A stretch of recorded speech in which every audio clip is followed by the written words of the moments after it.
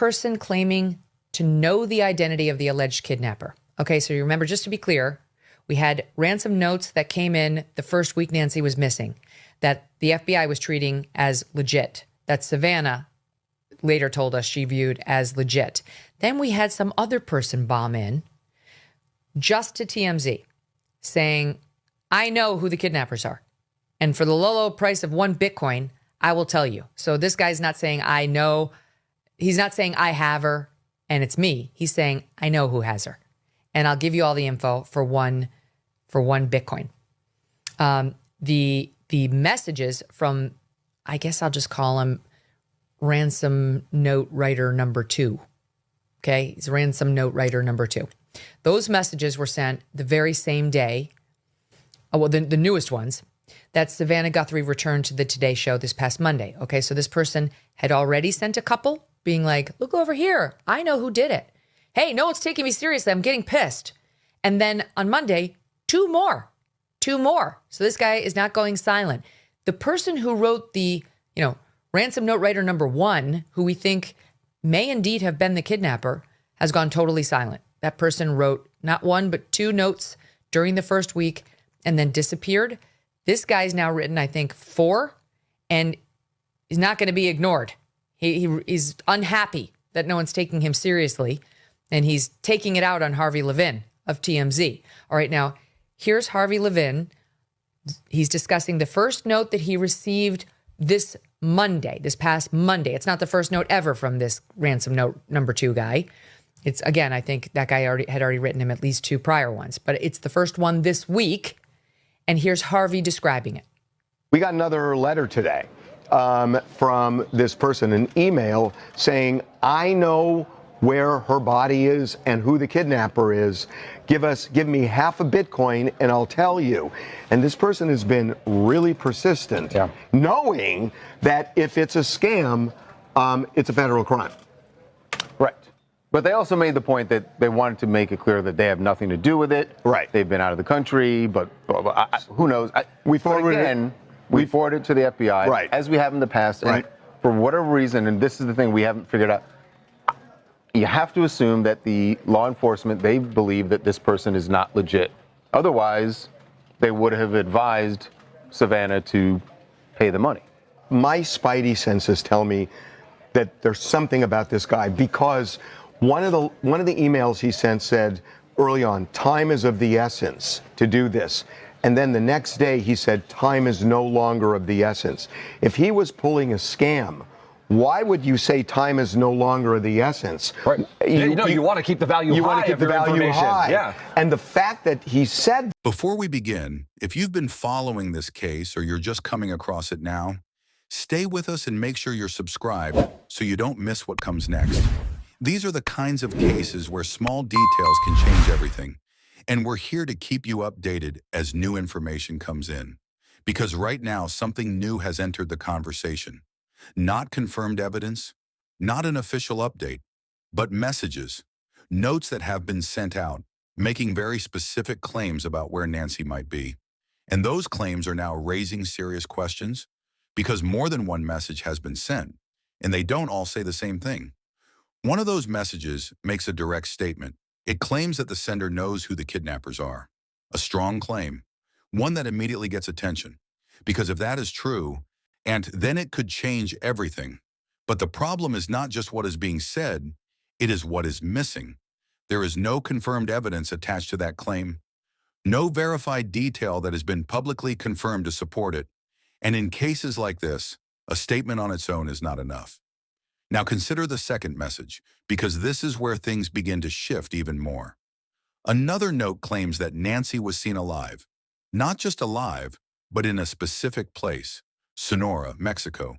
And that changes the direction completely, because now instead of focusing only on what happened, the attention moves to where she might be. But again, the same problem remains. This claim has not been confirmed. There is no verified evidence that places her there. No confirmed sighting that investigators have publicly supported. And that creates a difficult situation, because now there are 2 messages, 2 different directions, one suggesting knowledge of who is responsible, the other suggesting she may still be alive in another country, and they do not fully align. Now think about how this would be viewed from the outside. If you are following this case, you are looking for answers. You are looking for something that moves the case forward. But instead, what you have are messages that raise new questions. Now consider another detail that makes this even more complicated. These messages were not first sent directly to investigators. They were sent to media outlets. And that matters, because when someone claims to have important information, the expectation is that it goes directly to the people who can act on it. Law enforcement, investigators. But choosing to send it to the media first introduces another question. Why? Is it to get attention? Is it to make the message public? Or is it something else entirely? There is no confirmed answer to that, but it is something investigators would consider. Now add another layer to this, the request for Bitcoin, because in some versions of these messages, the sender does not just claim to have information, they ask for payment, and not just any payment. Bitcoin, a form of payment that is harder to trace, and that changes how the message is viewed, because now it is not just about information, it becomes a transaction, information in exchange for money. And that raises another question. If the goal is to help, why attach a condition? Why not provide the information first so it can be verified? Because in investigations like this, verified information is what matters most. Now step back and look at everything together. Multiple notes, different claims, a location in Mexico, a statement about knowing who is responsible, a request for Bitcoin, and no confirmed evidence supporting any of it. That is the situation, and that is why investigators remain cautious. Because when information does not align, and when it comes with conditions, it becomes harder to trust. Now think about this from a different perspective, not as an observer, but as someone directly affected. If you were Savannah, her daughter, and you were seeing these messages, what would you believe? One message tells you someone knows who is responsible. Another suggests she may still be alive. Both carry weight, both create emotion, but neither comes with confirmation. And that is where the difficulty lies. And wait, because choosing what to believe without proof is not simple. Now put yourself in that position. If you were in her shoes, which one would you believe? Would you focus on the message that claims to know who is responsible?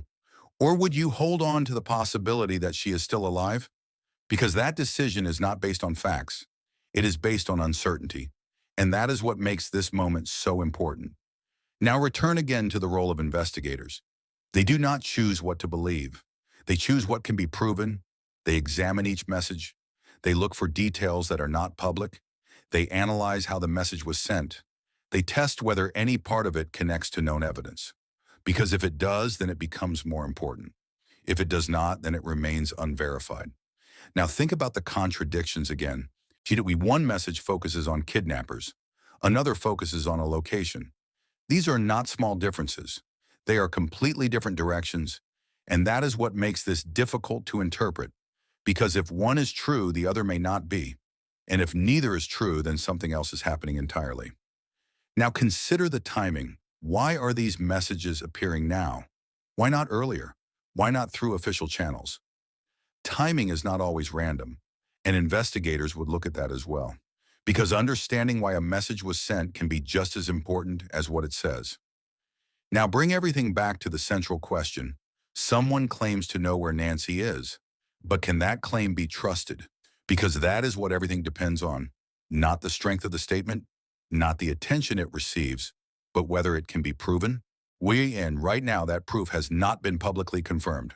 So the case remains where it is, open, uncertain, and still waiting for something real, something that moves beyond claims and into confirmation. And until that happens, every message remains what it is, a possibility, still being examined, still being questioned, still not yet proven. And now the question is in front of you. If you were Savannah, which would you believe? And if you were in her position, how would you decide what is real? Because in a case like this, that is not an easy question to answer. As these messages continue to circulate, the focus begins to shift away from what is being said and towards something deeper. Not just the claims themselves, but the intent behind them. Because in cases like this, understanding why a message was sent can sometimes reveal more than the message itself. Start again with what we have. Multiple notes, different claims. One saying there is knowledge of who is responsible, another pointing to a possible sighting in Sonora, Mexico, and now the added detail of a request for Bitcoin. When all of these are placed side by side, they do not form a single clear direction. They create multiple paths, and that is where the problem begins. Because when information points in different directions at the same time, it becomes harder to know which one, if any, should be taken seriously. Now think about how investigators would approach this. They would not start by believing or dismissing the messages. They would start by testing them. Each claim would be broken down, each detail examined. And why they would look for anything that can be verified. Names, locations, specific information that has not been made public. Because if a message includes something only investigators know, it immediately becomes more significant.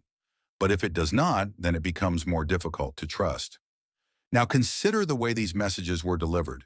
Sent to media outlets first, not directly to investigators. That decision alone becomes part of the analysis. Because it raises a question about intent. Was the goal to help or to be seen? Was it to provide information or to create attention? And without knowing who sent the messages, that question remains open. Now return to the Bitcoin request, because this changes how everything is viewed. When someone asks for money in exchange for information, it introduces a different kind of motive. It suggests that the information is being treated as something to be traded, not simply shared, and that creates doubt.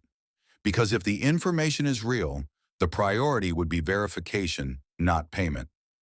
Now think about how this affects credibility. A strong claim without evidence is already difficult to confirm. But when that claim is tied to a financial demand, it becomes even more uncertain. Because now investigators have to consider whether the message is meant to help or to benefit the sender.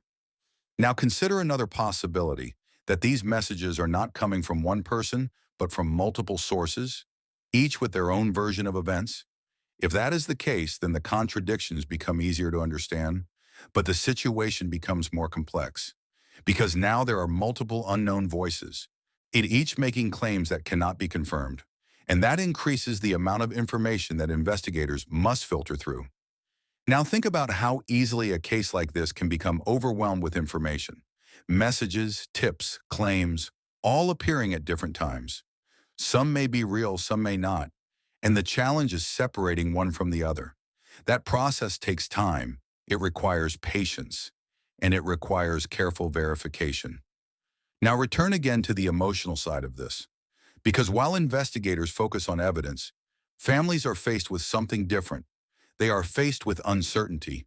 Every message becomes something they have to process, something they have to consider. And when those messages do not align, it becomes even more difficult. Now think again about Savannah, seeing these messages, reading these claims, one suggesting someone knows who is responsible, another suggesting her mother may still be alive. Both carry meaning. Both create hope in different ways, but neither comes with certainty. And that is where the difficulty lies. Because without confirmation, belief becomes a choice, not a conclusion. Now put yourself in that position again. If you were in her shoes, which would you hold on to? The idea that someone knows what happened, or the possibility that she is still alive? Because both are powerful, but both are uncertain, and that is what makes this moment so important. Now consider how investigators move forward from here. They continue the same way they always do. Carefully, step by step. Each message is examined, each claim is tested, each detail is compared to what is already known. Because in the end, the truth will not come from what is said, it will come from what can be proven. Now bring everything back together, multiple messages, conflicting claims, a request for Bitcoin, and no confirmed evidence supporting any of it. That is where things stand, not resolved, not confirmed, but still under examination. And that is why investigators are not convinced, because being convinced requires proof. And right now that proof has not been publicly established. So the case continues, with questions, with uncertainty, and with a growing need to understand not just what is being said, but who is saying it and why. And until that is answered, every message remains exactly what it is, a claim, still waiting to be proven. And at this point, everything comes back to one question.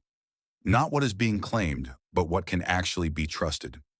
Because that is what separates information from noise. And right now, that line is still not clear. The messages have been sent, the claims have been made, but the confirmation that would give them weight is still missing. Now look at everything together. A message that says someone knows who is responsible. Another that claims Nancy was seen alive in Sonora, Mexico. A request for Bitcoin tied to that information, and no verified evidence that supports any of it. That combination is what makes this situation difficult to interpret, because each part on its own raises questions, but together they create even more uncertainty. Now think about what would need to happen for any of these messages to change the direction of the case. It would require proof, something that can be confirmed, a detail that investigators can verify. Because without that, a message remains just a statement, not a conclusion, not a breakthrough. Now consider how investigators view this. They do not focus on how strong a claim sounds. They focus on whether it can be tested, whether it connects to something already known, whether it includes information that has not been made public, because that is what separates a real lead from something that only appears important. Now return again to the contradictions. One message points to kidnappers, another points to a possible sighting. These are two very different directions, and that is what makes it difficult to rely on either one. Because if one is accurate, the other may not be. And if neither can be confirmed, then both remain uncertain. Now think about the timing. These messages appear after the case has already gained attention, not after people are already searching for answers. And that timing matters, because it raises another question. Why now? Why come forward at this stage? And why through the media instead of directly through investigators? Again, there is no confirmed answer to that, but it is something that would be considered carefully. Now think about the role of trust, because that is what this situation comes down to. Not just what is being said, but whether it can be believed. And belief in this context is not based on emotion. It is based on evidence. Without evidence, trust becomes difficult. Now return again to Savannah, because this is not just an investigation. It is personal. If you were in her position, reading these messages, trying to understand what they mean, how would you decide what to believe? Sharon, would you focus on the possibility that someone knows what happened? Or would you hold on to the idea that she may still be alive? Because both carry weight, both create emotion, but both are uncertain, and that uncertainty is what defines this moment. Now think about how the public responds. Some may see these messages as hope. Others may see them as misleading. And both reactions exist because there is no confirmation, only claims. Now bring everything together. Multiple notes, conflicting information, a financial demand, and no verified evidence. That is where the case stands, not resolved, not confirmed, but still being examined. And that is why investigators remain cautious. Because moving too quickly on unverified information can lead in the wrong direction. It can create false leads. Or it can delay the discovery of what is actually true. So the process continues, carefully, each message analyzed, each claim tested, each detail compared. Because in the end, the truth will not come from what is said. It will come from what can be proven. And until that happens, everything remains open. Now the question is in front of you. If you were Savannah, which of these would you believe? And if you were in her position, how would you separate what feels real from what can actually be proven? Because in a case like this, that is not a simple decision. And until that answer becomes clear, the case remains exactly where it is, still searching for something that turns uncertainty into truth.